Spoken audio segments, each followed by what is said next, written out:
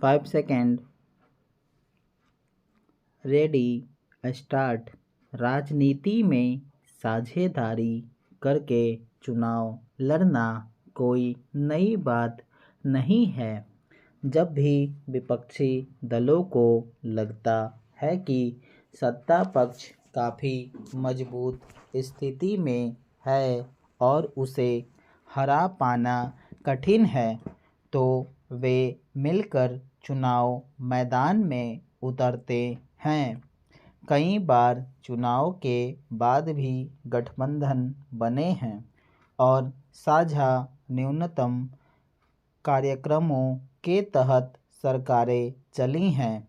आगामी लोकसभा चुनाव के लिए भी इसी मकसद से विपक्षी दलों ने परस्पर हाथ मिलाया था कि उन्हें सत्ताधारी भाजपा को अलग अलग चुनौती देना मुश्किल है। इसके लिए इंडिया गठबंधन बना, मगर कुछ दलों के अपने क्षेत्रीय हितों के चलते यह गठबंधन शिथिल सा पड़ने लगा था। नीतीश कुमार के छिटकने के बाद लगा कि यह ख़त्म ही हो जाएगा, मगर अब उत्तर प्रदेश में समाजवादी पार्टी और कांग्रेस के बीच सीटों के बंटवारे को लेकर जिस तरह रजामंदी हुई है, उससे एक बार फिर इस गठबंधन में जान पड़ गई है। हालांकि समाजवादी पार्टी पहले ही ऐलान कर चुकी थी कि वह कांग्रेस को 11 सीटें देंगी, मगर कांग्रेस को और सीटें चाहिए थी। अब कांग्रेस की पसंदीदा 17 सीटों पर सहमति बन गई है। हालांकि उत्तर प्रदेश की अमेठी और रायबरेली सीट पर समाजवादी पार्टी पहले से ही कांग्रेस के समर्थन में अपना उम्मीदवार नहीं उतारती रही है। महाराष्ट्र में शिवसेना ने भी कहा है कि वह जल्दी ही कांग्रेस के साथ मिलकर सीटों की घोषणा करेगी। इससे इंडिया गठबंधन के बाकी घटक दलों में निश्चित रूप से सकारात्मक संदेश गया है। अभी तक मुश्किलें केवल पश्चिम बंगाल, पंजाब, गुजरात और दिल्ली में अधिक बनी हुई है।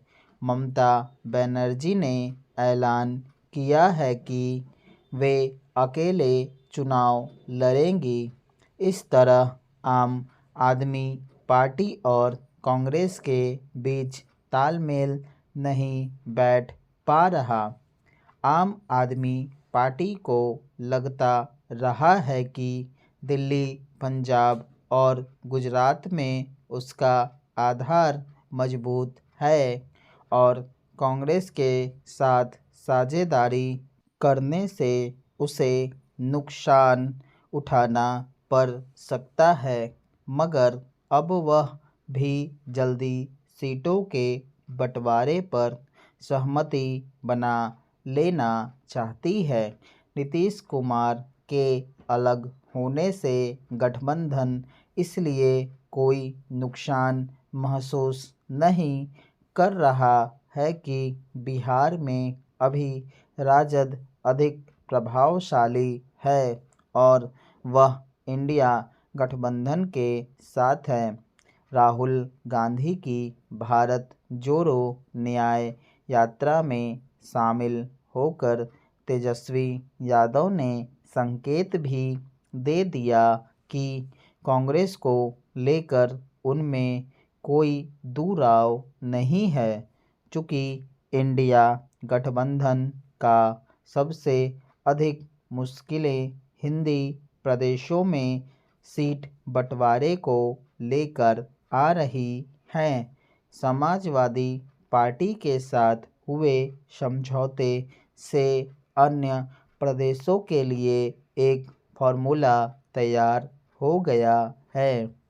जिन सीटों पर जिस पार्टी का जनाधार मजबूत है, उन पर उसी का प्रत्याशी उतारने का फॉर्मूला लगभग तय है। मध्य प्रदेश, छत्तीसगढ़ और राजस्थान विधानसभा चुनाव नतीजों से कांग्रेस को भी एहसास हो चुका है कि गठबंधन दलों के साथ सीटों की साझेदारी कितनी अहम है। इसलिए अब कोई अड़चन नज़र नहीं आ रही, मगर असल दिक्कत है कि इंडिया गठबंधन जिस तरह शुरू में सक्रिय हुआ था, अब वैसा नज़र नहीं आता।